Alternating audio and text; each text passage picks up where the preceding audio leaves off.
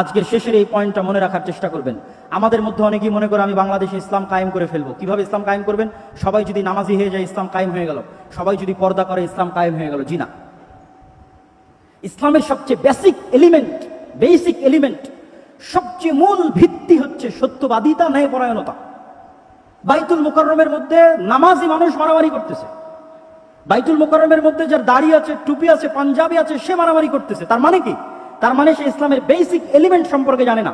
সে মনে করেছে ইসলাম মানে সালাত, সে মনে করেছে ইসলাম মানে হজ, সে মনে করেছে ইসলাম মানে পর্দা। কিন্তু ইসলাম মানে আগে ন্যায়পরায়ণতা, আগে সত্যবাদিতা। মুহাম্মদ সাল্লাল্লাহু আলাইহি ওয়াসাল্লাম সালাত শিখেছে 40 বছর পরে, সূরা ফাতিহা শিখেছে 40 বছর পরে।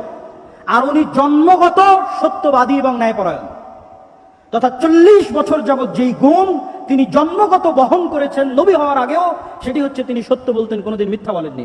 2, তিনি সৎ এবং ন্যায়পরায়ণ, কোনোদিন মানুষের প্রতি অন্যায় করেননি। পৃথিবীতে আল্লাহ যত নবী রাসূল পাঠিয়েছেন, প্রত্যেক নবী রাসূলকে নবী হওয়ার আগে এই দুটি মৌলিক গুণাবলীর অধিকারী হতে হয়েছে। 1, সত্য কথা বলতে হবে, ন্যায়পরায়ণ হতে হবে। কেন? এই গুণটা আল্লাহর। আল্লাহ সত্যবাদী, আল্লাহ ন্যায়পরায়ণ। আল্লাহ বলে দিয়েছেন, তিনি কিয়ামতের মাঠে বলেনি কোটার ভিত্তিতে বিচার হবে না, আর কোনো কিছুর ভিত্তিতে বিচার হবে না, উনি ন্যায়পরায়ণ।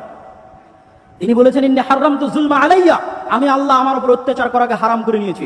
এই যে পৃথিবী সৃষ্টি করে দিলাম, গেম ওপেন করে দিলাম, সফটওয়্যার ডেভেলপ করে দিলাম, এখন এখানে প্লাস আর মাইনাস পয়েন্ট বাড়তে থাকবে, কমতে থাকবে। মনে করেন শেয়ার বাজার যে মেরে নিয়ে গেছে ওর হয়েছে প্লাস প্লাস প্লাস, আর যার মেরে নিয়েছে ওর হয়েছে মাইনাস মাইনাস মাইনাস। এখন কিয়ামতের মাঠে আল্লাহ যদি এই প্লাস মাইনাসকে ক্যান্সেল করে জিরো না বানাতে পারেন, তাহলে আল্লাহ নন, নাউজুবিল্লাহ।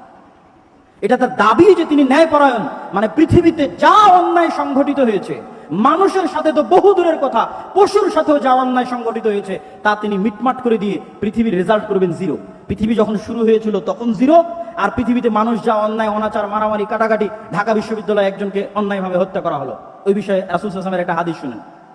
রাসূল সাল্লাল্লাহু আলাইহি ওয়াসাল্লাম বলছেন, লাউ ইজতামা আল ইনসু ওয়াল জিন, সারা পৃথিবীর সব মানুষ আর সারা পৃথিবীর সব জিন মিলে যদি একজন নিরপরাধ মানুষকে হত্যা করে, তাহলে আল্লাহ সুবহানাহু ওয়া তাআলা সারা পৃথিবীর সব মানুষ আর সব জিনকে জাহান্নামে নিক্ষেপ করতে 2 বারও ভাববেন না, চুল পরিমাণও চিন্তা করবেন না। এটাই তার ন্যায়পরায়ণতার মাপকাঠি, তিনি ন্যায়পরায়ণ।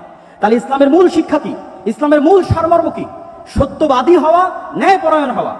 গত 15 বছর যে ফ্যাসিজম প্রতিষ্ঠিত ছিল, এই ফ্যাসিজমে হাজারো ওসি, লক্ষ ডিসি, লক্ষ এসপি, নামাজি, হাজি, দরবেশ, সে মনে করেছে সালাত ইসলাম, কিন্তু সে তার দায়িত্বে ন্যায়পরায়ণ নয়।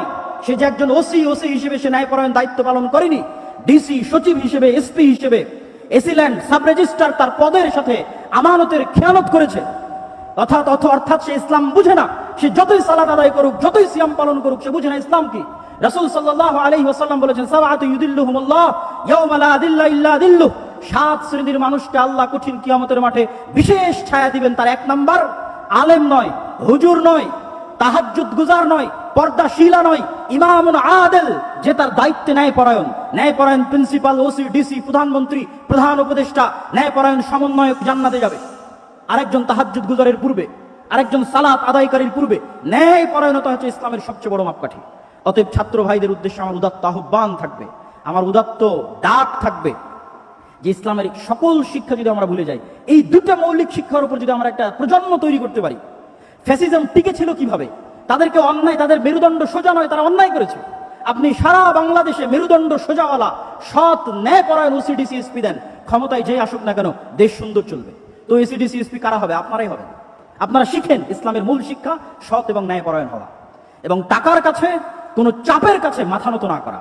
এটাই শয়তানের বিরুদ্ধে যুদ্ধ। সম্মানিত উপস্থিতি।